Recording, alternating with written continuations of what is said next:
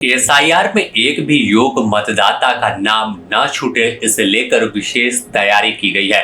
मुख्य निर्वाचन पदाधिकारी के रवि कुमार और उनकी पूरी टीम लगातार अलग अलग इलाकों में पहुंचकर जिले के अधिकारियों के साथ बैठक कर रहे हैं।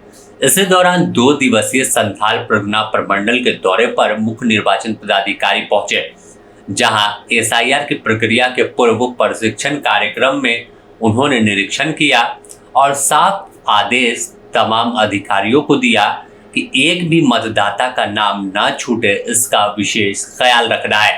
खासकर आदिवासी और जनजातीय समूह के मतदाता जो हैं उन पर विशेष फोकस करना है, क्योंकि माना जाता है कि उनके पास तमाम दस्तावेज उपलब्ध नहीं होते, लेकिन उनकी तमाम जानकारी संबंधित प्रखंड अंचल कार्यालय में मौजूद होती है। विशेष रूप से कमजोर जनजातीय समूह पीवीटीजी के मतदाताओं को किसी प्रकार की दिक्कत ना हो, इसका खास ख्याल रखना है। इस पूरी प्रक्रिया में किसी को कठिनाई ना हो, इसे लेकर कई दिशा निर्देश भी मुख्य निर्वाचन पदाधिकारी ने दिया है। आज एसआईआर का लेकर अभी हम लोग यहाँ पर पाकुर गोड्डा साइकिल्स का डीसी उसके साथ में यार और साथ में बैठक हुई थी। अभी एनुमरेशन गन्ना फेस चलना है, उसी का संबंध में कितना भी डाउट है उसका क्लैरिटी करेंगे। अभी आने वाले समय में ये उम्मीद है कोई भी मतदाता का कोई दिक्कत नहीं होगा। अपने एनुमरेशन फॉर्म किसका आ रहा है उसको समझ करके देंगे। एक 5 कैटेगरी है अभी वर्तमान में 2024 का रोल में है। 5 कैटेगरी के व्यक्ति का नाम आपका ड्राफ्ट फॉर्म में नहीं आएगी।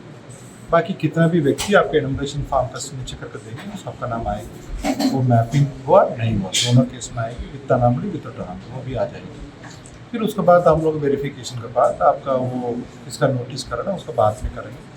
वर्तमान में कोई कागज नहीं है।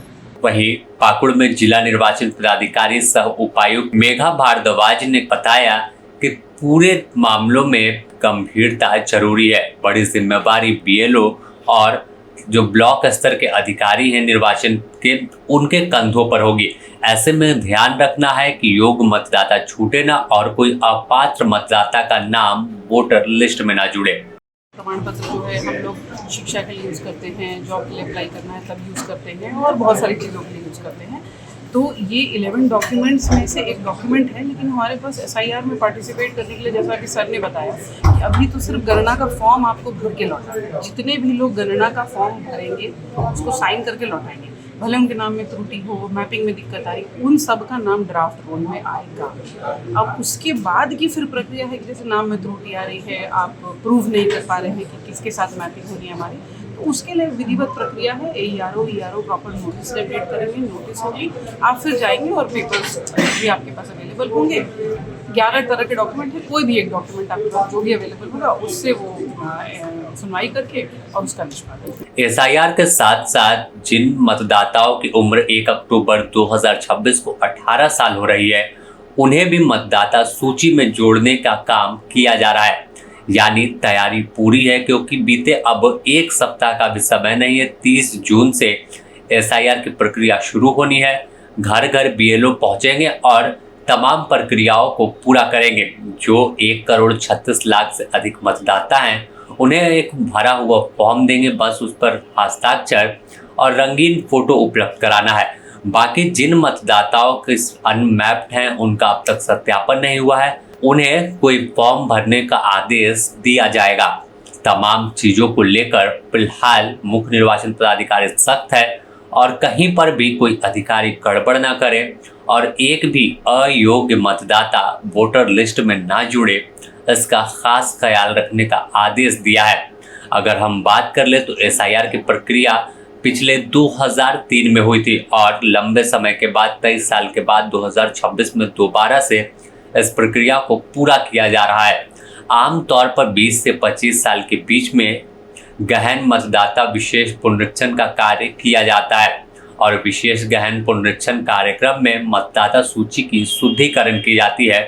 यानी जो फॉल्स मतदाता हैं, एक ही मतदाता का नाम कई बूथ पर है, किसी का नाम झारखंड, बिहार और बंगाल में है, तो वह कहीं एक जगह रह सकते हैं। बड़ी संख्या में ऐसे मतदाता होते हैं जो पलायन कर चुके हैं और दूसरे राज्य शिफ्ट हो गए।